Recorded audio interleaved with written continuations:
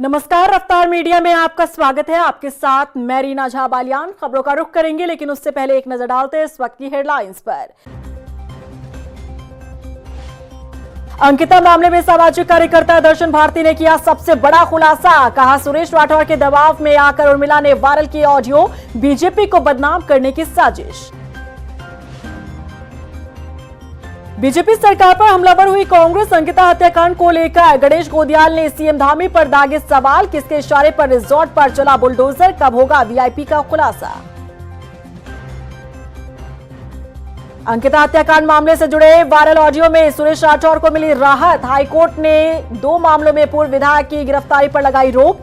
सरकार को जवाब दाखिल करने के निर्देश। 27 के विधानसभा चुनाव से पहले बढ़ने लगा बीजेपी का कुनबा। बीजेपी कार्यालय में बड़ी संख्या में जनप्रतिनिधियों ने थामा पार्टी का दामन। प्रदेश भर में चलाया जाएगा सदस्यता अभियान। अंकिता भंडारी हत्याकांड में वायरल ऑडियो क्लिप से सनसनी फैलाने वाली उर्मिला सनावर कई दिनों से अंडरग्राउंड रहने के बाद देहरादून पहुंची तो सूबे में और सियासी हलचल पैदा हो गई। ये वही उर्मिला सनावर है जो अंकिता हत्याकांड में वीआईपी को लेकर पुख्ता सबूत होने का दावा करती आ रही है। फिलहाल पुलिस मामले में उर्मिला से पूछताछ कर रही है, लेकिन बड़ा सवाल तो यह है कि आखिर उर्मिला किसकी गोद में बैठकर ये सब कुछ कर रही है। क्या कांग्रेस या बीजेपी या खुद धामी जी के ही नजदीकी ये सब कुछ करवा रहे हैं? देख रिपोर्ट। आखिरकार सामने आ ही गई उर्मिला सनावर। अंकिता केस में सनसनी फैलाकर अंडरग्राउंड हो गई थी उर्मिला। वीआईपी के नाम के पुख्ता सबूत होने का दावा कर रही सनावर। पुलिस पूछताछ में होगा बड़ा खुलासा, लेकिन बड़ा सवाल, किसकी गोद में है उर्मिला सनावर? उर्मिला के सिर पर किसका हाथ? कांग्रेस, बीजेपी या धामी के अपने ही दे रहे उर्मिला का साथ? अंकिता भंडारी हत्याकांड मामले को लेकर उर्मिला सनावर के पास पुख्ता सबूत है या नहीं, ये तो फिलहाल कह पाना मुश्किल है। लेकिन इतना तो साफ है कि अचानक से सोशल मीडिया पर आकर वीआईपी के नाम का खुलासा करने वाली उर्मिला सनावर ने सूबे की सरकार के नाक में दम कर दिया है। सोशल मीडिया पर वायरल ऑडियो से भूचाल लाने के बाद उर्मिला सनावर कुछ दिनों के लिए अंडरग्राउंड चली गई थी, लेकिन अचानक बीती रात वो देहरादून पहुंची तो सर्द मौसम में एकाएक सियासी गर्माहट पैदा हो गई। उर्मिला सनावर सामाजिक कार्यकर्ता दर्शन भारती और पूर्व मुख्यमंत्री त्रिवेंद्र सिंह रावत के नजदीकी डीएस रावत के साथ दिल्ली से दून लौटी। पुलिस पूछताछ में क्या खुलासा होता है, इस पर तो सबकी निगाहें टिकी है, लेकिन इससे इतर बड़ा सवाल ये खड़ा होता है कि आखिर उर्मिला सनावर को किसका संरक्षण मिल रहा है? आखिर किसकी गोद में उर्मिला बैठकर ये सब कुछ कर रही है? डीएस रावत के साथ उर्मिला का नजराना बहुत कुछ इशारा कर रहा है। सवाल ये है कि जो लोग सड़क पर उतरकर अंकिता भंडारी को इंसाफ दिलाने के लिए प्रदर्शन की राह पर चल पड़े हैं, यानी विपक्षी दल कांग्रेस, क्या उर्मिला को उनका साथ मिल रहा है? या फिर वो पार्टी जो सत्ता में बैठकर जनता के विकास और सुरक्षा की बात करती है, लेकिन उसी बीजेपी ने अपनी ही पार्टी को मुश्किलों में डाल दिया है? या फिर वो लोग जो सीएम धामी के हितैषी तो बनते हैं, दिन रात उनके साथ उठते बैठते हैं, लेकिन काम उनके खिलाफ ही कर रहे हैं? कहीं ऐसे लोगों का आशीर्वाद तो नहीं उर्मिला सनावर के साथ? क्योंकि समझने वाली बात यह है कि अंकिता भंडारी मामले में दोषियों को सजा मिलने के बाद, वो भी इतने समय बीतने के बाद, आखिर कैसे और क्यों उर्मिला सनावर का ज़मीर जाग गया? उत्तराखंड की बेटी अंकिता का नाम भी जो उर्मिला सही तरह से नहीं जानती थी, अचानक एक दिन आकर सोशल मीडिया पर सब उगल देती है और वीआईपी के नाम का खुलासा करती है, जिसमें बीजेपी के प्रदेश प्रभारी दुष्यंत गौतम का नाम वो लेती है। अब इसमें कितनी सच्चाई है, ये तो जांच से ही साफ हो पाएगा, लेकिन इन सबसे इतर जो सवाल उठता है वो ये कि जो कुछ उर्मिला सनावर की तरफ से किया गया है या जो कुछ भी किया जा रहा है, उसके पीछे आखिर किसका हाथ हो सकता है? क्या ये सब सोची समझी साजिश का हिस्सा तो नहीं? क्या उत्तराखंड की धामी सरकार के खिलाफ कोई षड्यंत्र रचा जा रहा है? क्या बीजेपी के अपने ही पार्टी की लुटिया डुबोने में लगे हैं, या फिर विपक्ष की अपनी सोची समझी चाल है जिसमें कहीं हद तक वो सफल होता दिख रहा है? क्योंकि प्रदेश का माहौल ये बता रहा है कि अंकिता भंडारी हत्याकांड मामले में जन आक्रोश कम होने के बजाय और बढ़ता जा रहा है। वहीं इसी बीच उर्मिला सनावर का दून पहुंचना, वो भी डीएस रावत के साथ, वो इशारा करता है कि अब तक अंडरग्राउंड चल रही उर्मिला को बीजेपी के ही नजदीकियों का साथ मिलता रहा है, क्योंकि डीएस रावत पूर्व सीएम त्रिवेंद्र सिंह रावत के नजदीकी हैं। और याद दिला दें कि त्रिवेंद्र सिंह रावत ने ही कथित वीआईपी के नाम के खुलासे के बाद एक ऐसा बयान दिया था जिसने बीजेपी को असहज कर दिया। त्रिवेंद्र सिंह रावत ने ये कहकर मामले को और तूल दे दिया था कि मामला बहुत गंभीर है, दोषी चाहे मेरा सगा संबंधी ही क्यों ना हो, कार्रवाई होनी चाहिए। अब सियासी पंडित इस बयान और बीजेपी के खिलाफ बनते माहौल और उर्मिला सनावर को बीजेपी के नजदीकियों के मिलते सहयोग को जोड़कर देख रहे हैं, जो काफी कुछ इशारा करता है। बहरहाल सवाल बरकरार है कि आखिर वायरल ऑडियो से सनसनी फैलाने वाली उर्मिला को किसका संरक्षण प्राप्त है। रफ्तार मीडिया के लिए देहरादून से ब्यूरो रिपोर्ट। एक तरफ उर्मिला सनावर को पुलिस ढूंढ रही है, उर्मिला पर शिकंजा कसा जा रहा है, तो वहीं दूसरी तरफ बीजेपी के पूर्व विधायक सुरेश राठौर पर मेहरबानी दिखाई दे रही है। बड़ा सवाल यह है कि आखिर सुरेश राठौर से अब तक कोई सवाल क्यों नहीं पूछा गया। प्रदेश भर में अंकिता भंडारी मामले को लेकर बवाल मचा हुआ है, लेकिन सुरेश राठौर से सवाल पूछने वाला कोई नहीं। आखिर क्यों? देखिए रिपोर्ट। पुलिस को उर्मिला की तलाश, लेकिन सुरेश राठौर पर क्यों मेहरबान? प्रदेश भर में मचा बवाल, सुरेश राठौर से कोई न पूछे सवाल। एक आरोपी पर तो पुलिस शिकंजा कस रही है, तो वहीं दूसरे को राहत मिल रही है। अंकिता भंडारी हत्याकांड में कथित वीआईपी की भूमिका को लेकर पूर्व विधायक सुरेश राठौर की कथित पत्नी उर्मिला सनावर से बातचीत की ऑडियो क्लिप वायरल होने के बाद सुरेश राठौर मुश्किलों में फंस गए, क्योंकि इसके बाद उत्तराखंड की राजनीति में भूचाल आया। मुकदमों पर मुकदमे हुए। उर्मिला और सुरेश राठौर के खिलाफ सबसे पहले तो देहरादून के नेहरू कॉलोनी थाने में बीजेपी के पूर्व जिला पंचायत सदस्य आरती गौड़ ने मुकदमा दर्ज करवाया। वहीं गुरु रविदास विश्व महापीठ के अध्यक्ष धर्मेंद्र कुमार की ओर से हरिद्वार के बहादुराबाद थाने में मुकदमा दर्ज करवाया गया। इसके अलावा उर्मिला पर सुरेश राठौर की बेटी और उनकी पत्नी ने भी मुकदमा दर्ज कराया। वहीं हाल ही में दुष्यंत गौतम ने भी उर्मिला और सुरेश राठौर के साथ ही कई पार्टियों के खिलाफ भी मुकदमे दर्ज करवाए थे। हालांकि अब पुलिस कागजों पर तो दोनों के खिलाफ नोटिस जारी कर रही थी, लेकिन धरातल पर एक्शन सिर्फ एक तरफा ही दिखा। उर्मिला पर तो पुलिस शिकंजा कसती दिख रही है, लेकिन सुरेश राठौर पर मेहरबानी नजर आ रही है। इन तमाम मुकदमों में आरोपी तो दोनों थे, लेकिन एक्शन सिर्फ एक पर ही लिया जा रहा है। पुलिस कह रही थी कि सुरेश राठौर और उर्मिला सनावर दोनों उन्हें मिल नहीं रहे, लेकिन हैरानी देखिए, एक तरफ जहां उर्मिला सनावर एक वीडियो जारी कर ये बताती है कि वो देहरादून आ रही है और वो देहरादून पहुंच भी जाती है, फिर भी पुलिस को ये पता नहीं लगता कि देहरादून में कहां है उर्मिला सनावर। वहीं दूसरी तरफ सुरेश राठौर, जो पुलिस के साथ साथ ही पार्टी को भी नहीं मिल रहे थे, उन्हें अचानक हाईकोर्ट से राहत भी मिल जाती है। कोर्ट से अलग अगर देखें तो बीजेपी ने भी सुरेश राठौर को लेकर एक बार भी पूछताछ नहीं की और न ही जांच एजेंसियों ने सुरेश राठौर से सवाल जवाब किया, जिसे देखकर ऐसा लग रहा है कि सत्ता पक्ष अपने पूर्व विधायक का बचाव करने के लिए ढाल बनकर खड़ी है। सुरेश राठौर बीजेपी के पूर्व विधायक रहे हैं और ऐसा लग रहा है कि उनका रसूख उन पर लगे आरोपों से बड़ा हो गया है। सरकार इस पूरे मामले में डिफेंसिव मोड में दिख रही है। कल सीएम धामी अपनी पीसी में भी ये कहते नजर आए कि अगर आप जानते हैं सुरेश राठौर कहाँ है तो आप उन्हें ढूंढ कर लेकर आए, हमें तो पता नहीं। हैरानी की बात है कि उर्मिला सनावर के घर पर तो पुलिस लगातार पहुंच रही थी, उन्हें ढूंढने की लगातार जद्दोजहद चलती रही, लेकिन वहीं दूसरी तरफ सवाल उठ रहे हैं कि सुरेश राठौर हाईकोर्ट भी पहुंच जाते हैं और वहां से उन्हें राहत भी मिल जाती है, फिर भी पुलिस या सरकार को सुरेश राठौर नजर नहीं आते। तो कहीं ऐसा तो नहीं कि सरकारी मशीनरी लगातार सुरेश राठौर को बचाने में जुटी हो, क्योंकि सुरेश राठौर से सवाल न पूछना अपने आप में सवाल खड़े करता है। रफ्तार मीडिया के लिए देहरादून से ब्यूरो रिपोर्ट। अंकिता हत्याकांड मामले में बड़ा खुलासा हुआ है। उर्मिला सनावर को लेकर शक की सुई जिस तरफ घूम रही थी, उसी पर दर्शन भारती ने मुहर लगा दी है। उर्मिला सनावर ने सोशल मीडिया पर आकर किसके कहने पर सनसनी फैलाई, इसकी सच्चाई सामने आ गई है। सुरेश राठौर और उर्मिला सनावर की मिलीभगत का पर्दाफाश हो गया है। देखिए रिपोर्ट। किसी भाजपा के बड़े नेता के खिलाफ बोलने के लिए प्रेरित किया गया। अंकिता हत्याकांड में बड़ा खुलासा, सुरेश राठौर और उर्मिला की मिलीभगत का पर्दाफाश, सामने आई उर्मिला की सच्चाई। उठ गया सबसे बड़े राज से पर्दा। अंकिता भंडारी हत्याकांड को लेकर उत्तराखंड में मचे सियासी बवाल पर पहले से ही जो शक जताया जा रहा था, उस पर अब मुहर लग चुकी है।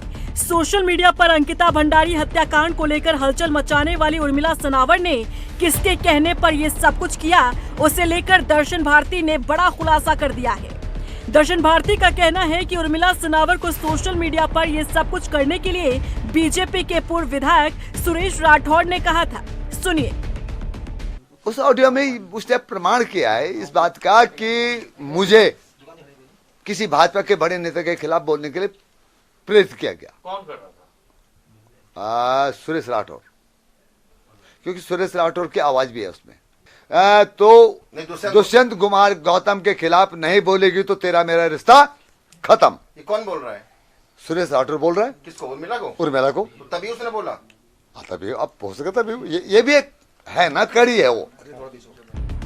इतना ही नहीं, दर्शन भारती ने इशारों में सीएम धामी पर भी निशाना साधा। उन्होंने वनंतरा रिजॉर्ट को लेकर कह दिया कि यदि उत्तराखंड में सीएम योगी का राज होता तो रिजॉर्ट को उड़ा दिया गया होता।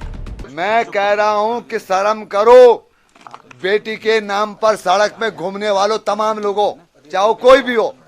अरे बनतारा रिसोर्ट खड़ा अपने वैभव के साथ में, आज भी जिस बनतारा में तुम कहते हो हमारी बेटी के साथ क्या हुआ, बलात्कार हुआ। अगर योगी जी का राज होता तो बनतारा रिसोर्ट नहीं होता, पहली बात है। यानी कि जो हम अपनी रिपोर्ट में पहले से ही इशारा देते आ रहे हैं कि बीजेपी के भीतर ही कुछ लोग ऐसे बैठे हैं जो पार्टी की छवि धूमिल करवाने के लिए ये षड्यंत्र रच रहे हैं। दर्शन भारती के बयान ने उस पर मुहर लगा दी है। अब दर्शन भारती पर विश्वास करना इसलिए जरूरी हो जाता है क्योंकि उर्मिला सनावर दर्शन भारती के संरक्षण में ही दिल्ली से देहरादून पहुंची है। यानी कि उर्मिला सनावर जब तक अंडरग्राउंड रही तब तक वो इनके संरक्षण में रही और उर्मिला ने दर्शन भारती को सच्चाई बताई, जिसके आधार पर दर्शन भारती ने मीडिया में आकर इतना बड़ा खुलासा किया है। यदि ये सही साबित होता है तो यकीनन बीजेपी के अपने ही लोग पार्टी की लुटिया डुबोने का काम कर रहे हैं। रफ्तार मीडिया के लिए देहरादून से हिमांशु चौहान के साथ ब्यूरो रिपोर्ट। वहीं अंकिता हत्याकांड मामले को लेकर कांग्रेस के प्रदेश अध्यक्ष गणेश गोदियाल बीजेपी पर हमलावर नजर आए। कांग्रेस प्रदेश अध्यक्ष गणेश गोदियाल ने सीधे सीएम धामी से सवाल पूछते हुए कहा कि आखिर वनंतरा रिजॉर्ट पर आखिर किसके कहने पर बुलडोजर चलाया गया था, पूरे मामले में वीआईपी को लेकर गहनता से जांच क्यों नहीं की गई, और अब जब प्रदेश भर की जनता इस मामले में रिटायर्ड जज की निगरानी में सीबीआई जांच की मांग कर रही है तो सरकार आखिर इस जांच से क्यों बच रही है। और पूरे इस मर्डर मिस्ट्री की जो गुत्थी है वो उस कमरे के इर्द गिर्द घूमती है। जब तक उस कमरे को तोड़ने के ऑर्डर देने वाले के मंसूबे पता न चलें तब तक ये मर्डर मिस्ट्री सुलझ नहीं सकती। और चूँकि धामी जी प्रदेश के मुख्यमंत्री हैं और अगर वो इसको स्वीकार करते हैं कि हाँ उन्होंने इसके आदेश दिए थे और उस आदेश देने के पीछे मंशा उनकी कुछ और थी, कुछ अच्छी मंशा थी माना, तो वो उसको उजागर कर सकते हैं। तो ये इसी रूप में है। मेरा आज भी शक है कि सत्ता में बैठे हुए लोग जब तक सत्ता में हैं तब तक वो जांच को प्रभावित करते रहेंगे। इसकी तत्काल सीबीआई जांच हो और सत्ता में बैठे हुए लोगों को बेदखल किया जाए। उधर सामाजिक कार्यकर्ता भावना पांडे ने उर्मिला सनावर पर गंभीर आरोप लगाए हैं। उनका कहना है कि उर्मिला ने प्रदेश की जनता को गुमराह किया है। भावना पांडे ने बताया कि अंकिता हत्याकांड से जुड़े ऑडियो को जारी करने के बाद उर्मिला उनके संपर्क में आई थी।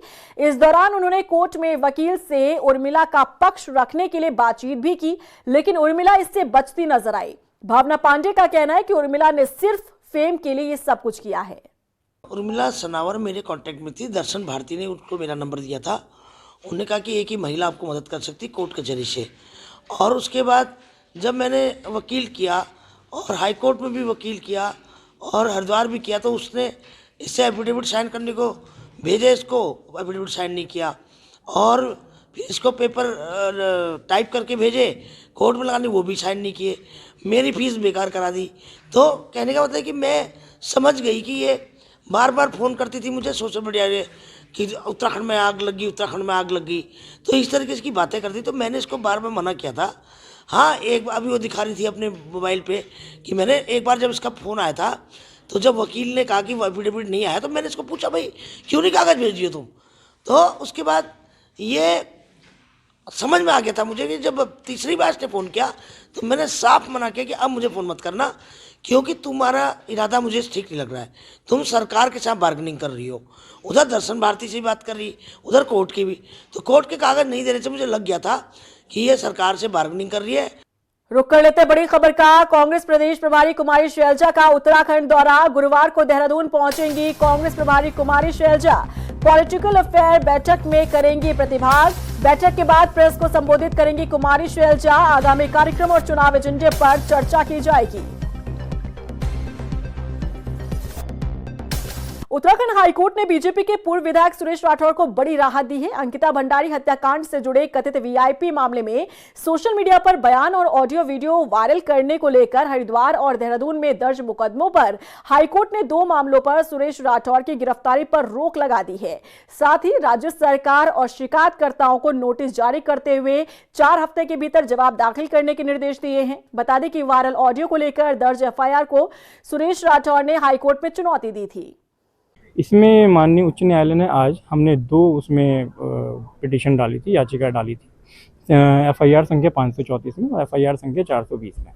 इसमें कि दोनों में माननीय उच्च न्यायालय द्वारा उत्तराखंड द्वारा जो है अरेस्ट ऑफ स्टे जो है वो ग्रांट कर दिया गया है सुरेश राठौर को।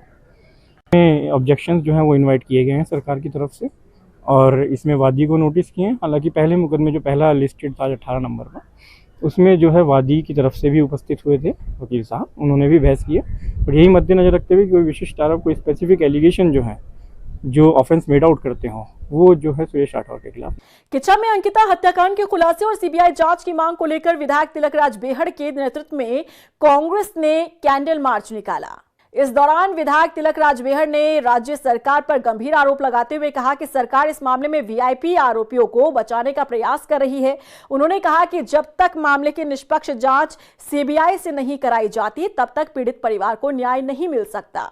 देखिए, आज नगर कांग्रेस कमेटी की कार्यालय से माननीय क्षेत्रीय विधायक तिलकराज बेहड़ के नेतृत्व में यहाँ से होते हुए और महाराणा प्रताप चौक पर समापन हुआ और सैकड़ों की तादाद में लोग थे और मैं समझता हूँ महिलाओं की भी खूब भागीदारी थी और आक्रोश है पूरे प्रदेश के अंदर। जिस तरीके से हम देख रहे हैं पूरे प्रदेश के अंदर जिस तरीके से जन आक्रोश है, मेरा कहना है कि भाजपा सरकार को इसमें विचार करना चाहिए और निश्चित रूप से उस वीआईपी का नाम उजागर करते हुए सीआईबी की जांच कराए। उधर काशीपुर में बीजेपी नगर मंडल ने कांग्रेस पर अंकिता के नाम पर राजनीति चमकाने का आरोप लगाते हुए पुतला दहन किया और इस दौरान बीजेपी कार्यकर्ताओं ने कहा कि अंकिता हत्याकांड मामले में तीनों आरोपी आजीवन कारावास की सजा काट रहे हैं, लेकिन कांग्रेस लगातार इस मुद्दे पर अपनी राजनीति भुनाने का काम कर रही है।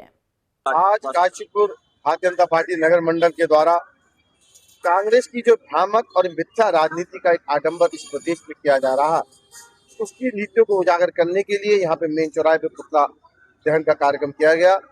हमारे पूरे नगर के भारतीय जनता पार्टी के सभी कार्यकर्ता सैकड़ों की तादाद में यहाँ इकट्ठे हुए और कांग्रेस हाय हाय के नारे हमने दोबारा लगाए। 2027 विधानसभा चुनाव नजदीक आते ही उत्तराखंड बीजेपी का कुनबा बढ़ने लगा है। उर्मिला सनावर के प्रकरण के बीच बीजेपी के कई बीडीसी मेंबर और पार्षदों ने पार्टी की सदस्यता दिलाई है। बीजेपी प्रदेश अध्यक्ष महेंद्र भट्ट ने कहा कि आज से पार्टी में सदस्यता ग्रहण का अभियान शुरू हो गया है, जिसमें अब जिलों के भीतर इस कार्यक्रम को तेजी से आगे बढ़ाया जाएगा। आज ऋषिकेश, रुड़की, पौड़ी, देहरादून के दर्जनों जनप्रतिनिधियों ने बीजेपी का दामन थामा है।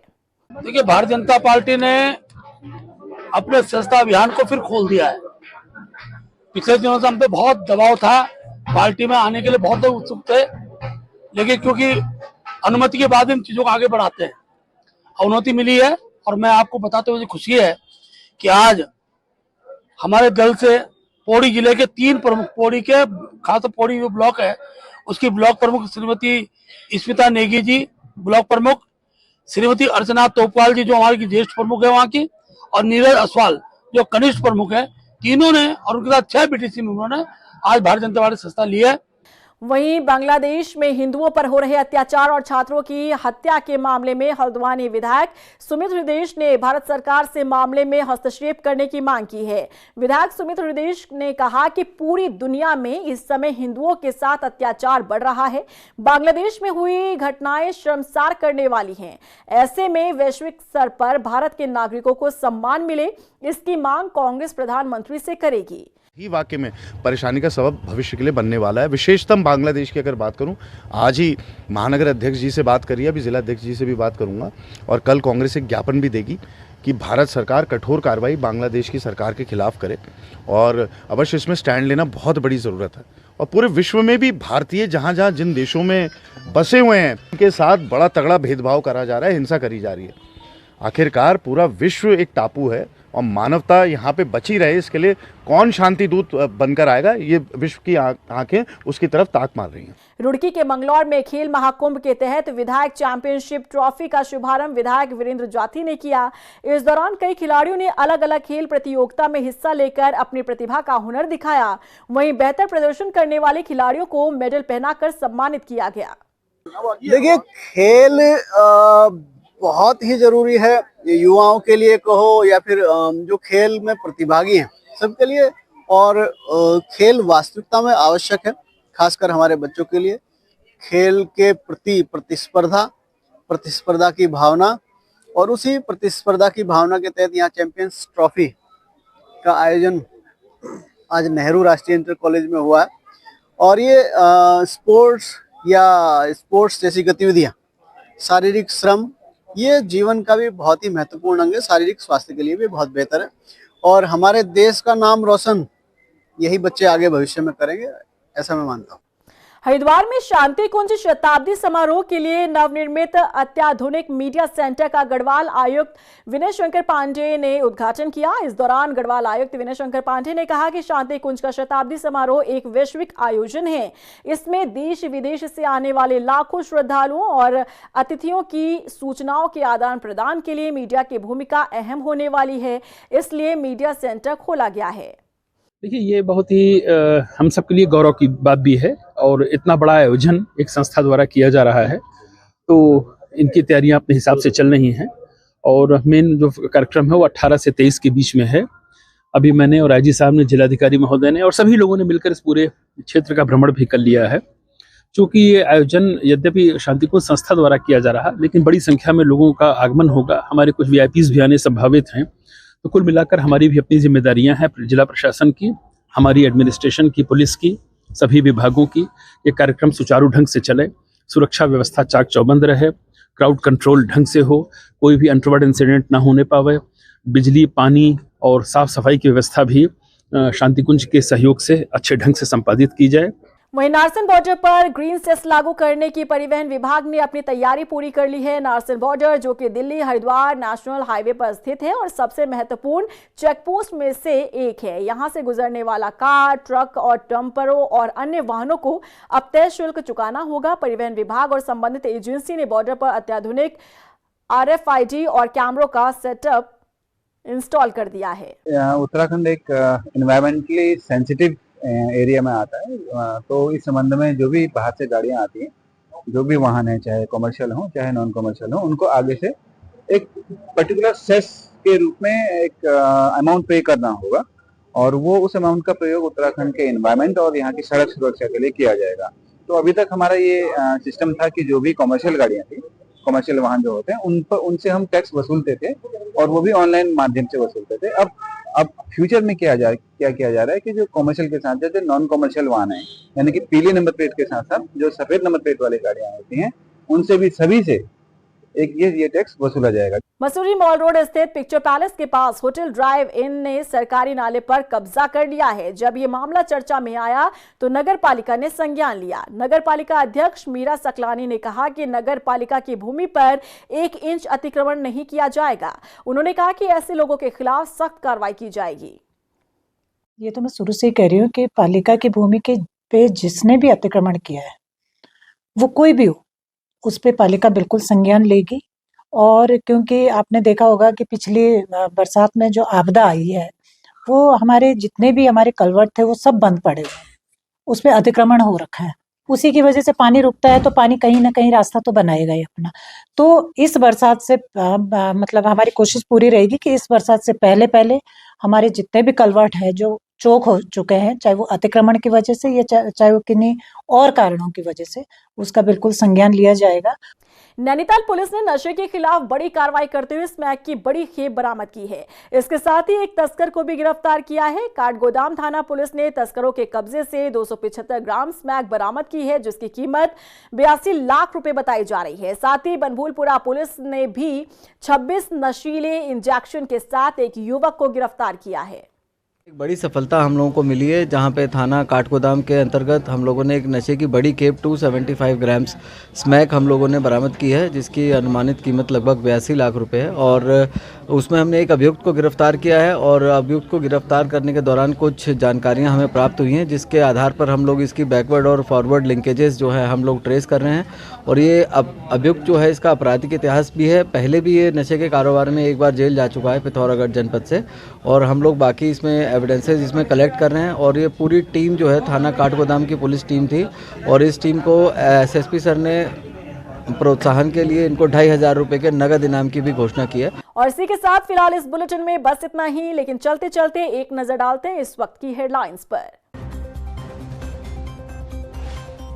अंकिता मामले में सामाजिक कार्यकर्ता दर्शन भारती ने किया सबसे बड़ा खुलासा। कहा, सुरेश राठौर के दबाव में आकर उर्मिला ने वायरल की ऑडियो, बीजेपी को बदनाम करने की साजिश। बीजेपी सरकार पर हमलावर हुई कांग्रेस, अंकिता हत्याकांड को लेकर गणेश गोदियाल ने सीएम धामी पर दागे सवाल। किसके इशारे पर रिजॉर्ट पर चला बुलडोजर, कब होगा वीआईपी का खुलासा। अंकिता हत्याकांड मामले से जुड़े वायरल ऑडियो में सुरेश राठौर को मिली राहत। हाईकोर्ट ने 2 मामलों में पूर्व विधायक की गिरफ्तारी पर लगाई रोक, सरकार को जवाब दाखिल करने के निर्देश। 27 के विधानसभा चुनाव से पहले बढ़ने लगा बीजेपी का कुनबा। बीजेपी कार्यालय में बड़ी संख्या में जनप्रतिनिधियों ने थामा पार्टी का दामन, प्रदेश भर में चलाया जाएगा सदस्यता अभियान।